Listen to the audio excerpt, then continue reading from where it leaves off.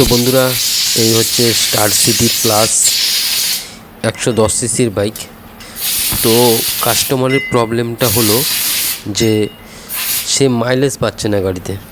তো মাইলেজটা কেন পাচ্ছে না? তো গাড়ির ফুল সার্ভিস করা হয়েছে, সার্ভিস কাজ করিয়ে এনেছে, সার্ভিস কাজ করানোর পরেও কিন্তু মাইলেজ পাচ্ছে না। মোবিল ড্রেন করা হয়েছে, ফিল্টার চেঞ্জ করা হয়েছে, টোটাল সবই করা হয়েছে, কিন্তু সে মাইলেজ পাচ্ছে না। তো কেন পাচ্ছে না মাইলেজটা?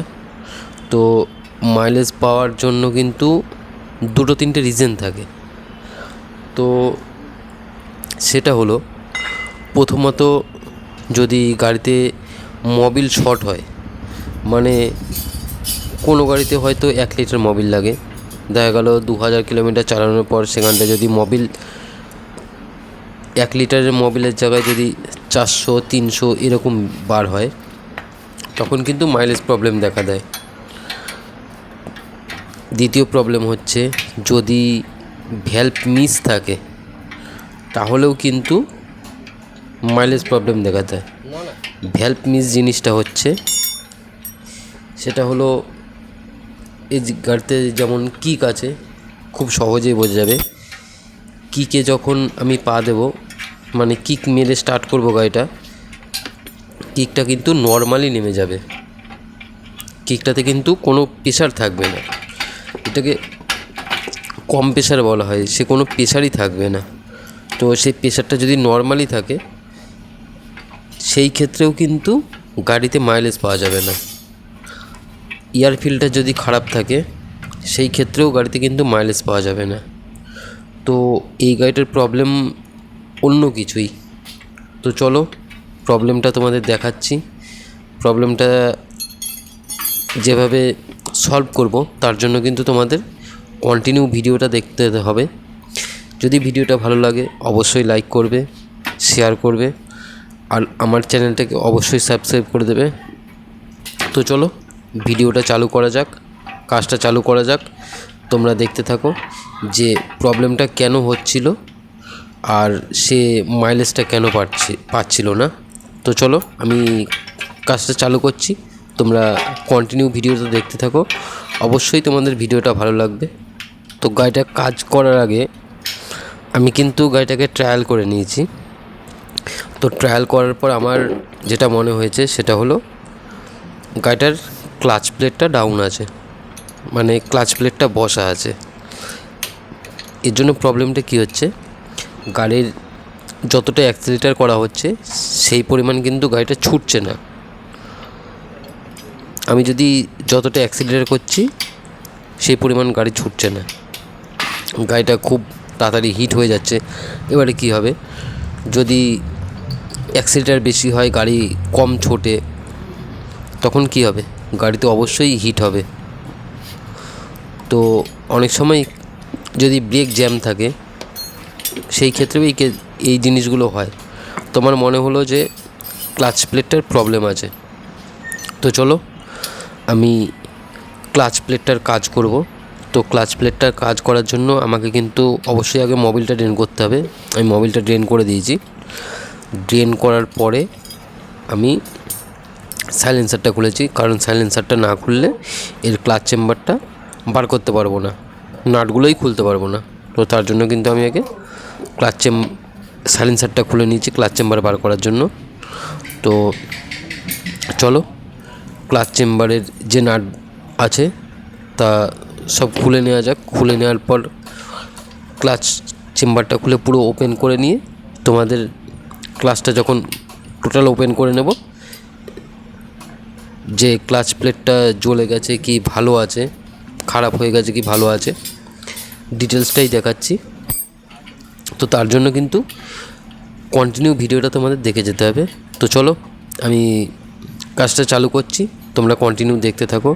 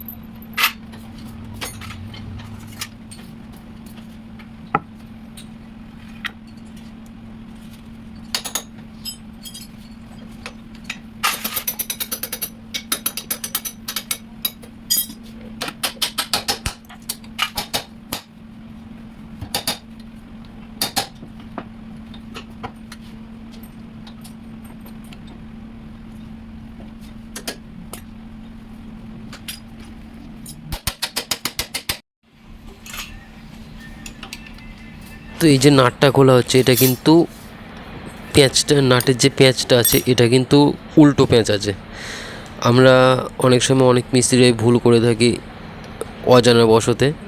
সেটা হলো আমরা যে প্যাঁচটা উল্টো আছে কি সোজা আছে আমাদের ধারণা থাকে না। তো স্টার সিটি প্লাস এই ক্ষেত্রে, এই গাড়িগুলোর ক্ষেত্রে কিন্তু যে ক্লাচ যেই নাটটা খুললাম এটা কিন্তু উল্টো প্যাঁচ হয়ে থাকে। তো এটা যদি সোজা প্যাঁচে খোলা হয় তবে কিন্তু সেটা টাইট হয়ে যাবে। তো আমি এটা উল্টো প্যাঁচেই খুলেছি। তো এই যে ক্লাচের ওপরে যে চাপাটা আছে, চাপাটা আমি খুলে নিই। চাপাটা খুলে নেওয়ার পর যে ক্লাচের যে সেটআপটা আছে, সেটআপটা যখন খোলার সময় তোমরা দেখতে পারবে আমি কিন্তু এটাকে সোজা প্যাঁচে খুলছি। আর এই নাটগুলো মানে জানি না কোম্পানি কেন করেছে এই ধরনের নাটগুলো খুবই বাজে নাট। তো কাটা নাট থাকে, কিন্তু এমন ধরনের কাটা নাট, সেটা হলো বেশিরভাগ কাটা নাটই স্লিপ হয়ে যায় খোলার সময়। খুবই প্রবলেম হয় যদি যে ক্লাচ খোলার পুলার যদি না থাকে, খুবই প্রবলেম চলে আসে। তো চলো আমি ক্লাচ সেটআপের যে নাটটা আছে, কাটা নাটটা খুলছি। খোলার সময় দেখতে পারবে এটা কিন্তু আমি দেখো সোজা প্যাঁচেই কিন্তু খুলছি। তো চলো ভিডিওটা দেখতে থাকো। আমি ক্লাচের সেটআপটা খুলে নিই। ক্লাচের সেটআপটা খুলে নেওয়ার পর তোমাদের দেখাচ্ছি যে ক্লাচ প্লেটটা ভালো আছে কি খারাপ আছে। তো এই নাটগুলো খুলতে তো একটু প্রবলেম হয়, একটু সময় লাগছে, কারণ কি নাটগুলো খুব স্লিপ হয়ে যায়। নাটগুলো এমন নাট স্লিপ হবেই হবে। তো পুলারটা নতুন পুলার দিয়েই খুলছি, তাও স্লিপ করছে। বুঝতেই পারছো নাটগুলো কতটা খারাপ। তো দেখতে থাকো ভিডিওটা। অবশ্যই নাট তো খুলতেই হবে, যেহেতু আমাকে ক্লাচ প্লেটটা চেক করতে হবে। তো চলো।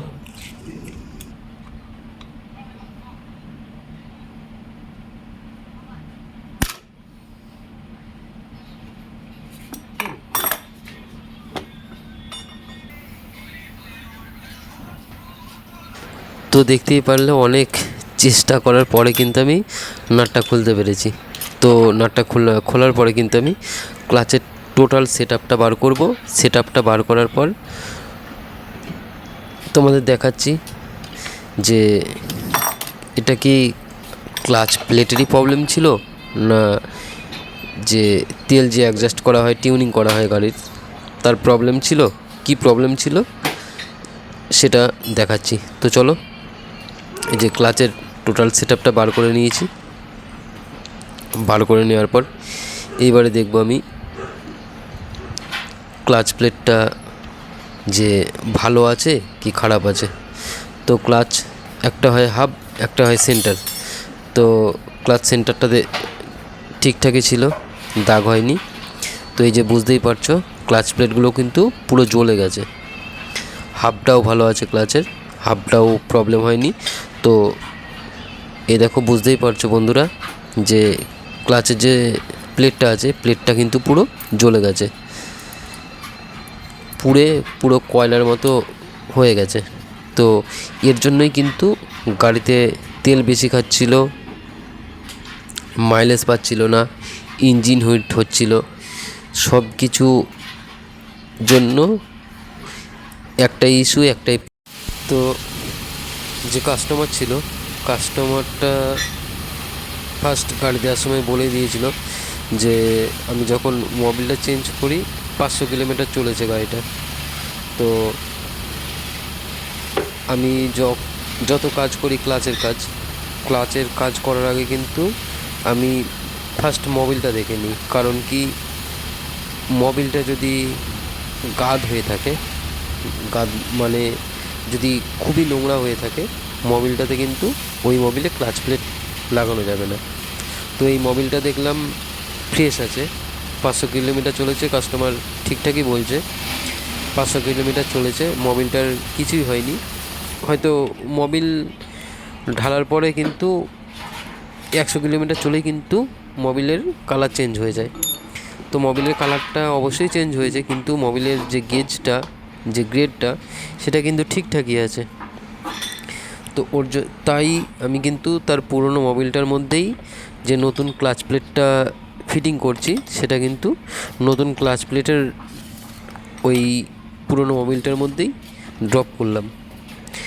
আর আমার যখনই আমি নতুন ক্লাচের কাজ করি, ক্লাচের কাজ করার সময় কিন্তু আমি নতুন ক্লাচ প্লেটগুলো আমি মোবিলে ড্রপ করে নিই। তাতে কী হয়, ক্লাচ প্লেটটা ভিজে থাকে,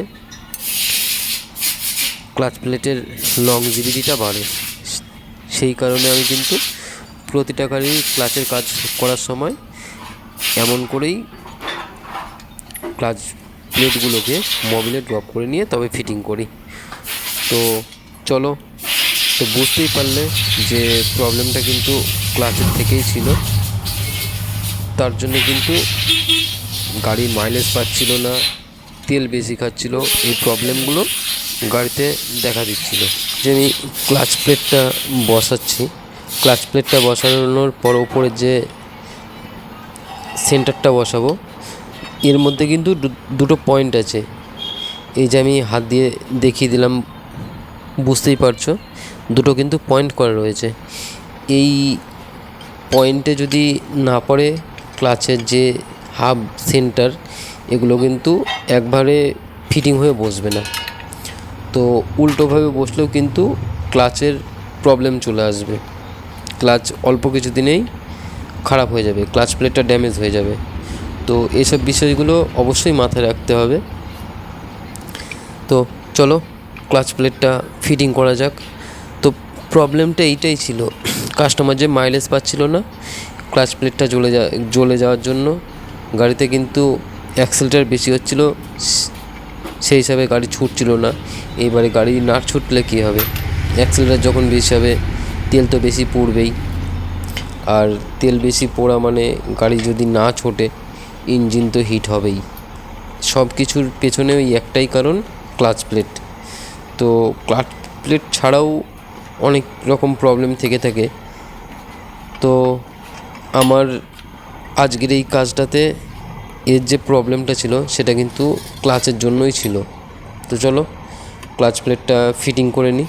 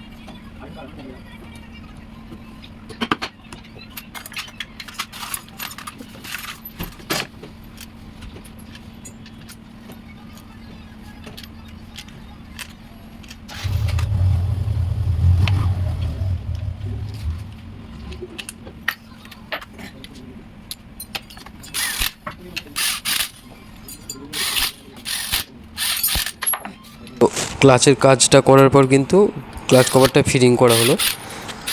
এইবারেও কিন্তু আমাকে একটা জিনিস খেয়াল রাখতে হবে, সেটা হলো যে ক্লাচ কেবিলটা আমি ফিটিং করব, ক্লাচ কেবিলটা ইজি আছে না জ্যাম আছে। যদি ক্লাচ কেবিলটা একটু জ্যাম থাকে, ক্লাচ কেবিলটা হয় ওয়াশ করে দিতে হবে, নয় চেঞ্জ করে দেওয়াটা অবশ্যই বেটার। কারণ কি, যদি ক্লাচ প্লেট কেবিলটা হালকা একটু জাম থাকে, সেটা ক্লাচের ওপরেই এফেক্ট পড়বে, ক্লাচের লংজিভিটিটা কমে যাবে, গাড়িটা চালিয়ে মজা পাবে না। তো এই জিনিসগুলো অবশ্যই মাথায় রাখতে হবে। তো চলো, ক্লাচ আমার ফিটিং হয়ে গেছে। আজকের ভিডিওটা এই পর্যন্তই। সামনের দিন আশা করবো আরও ভালো কিছু ভিডিও নিয়ে তোমাদের সাথে দেখা করার।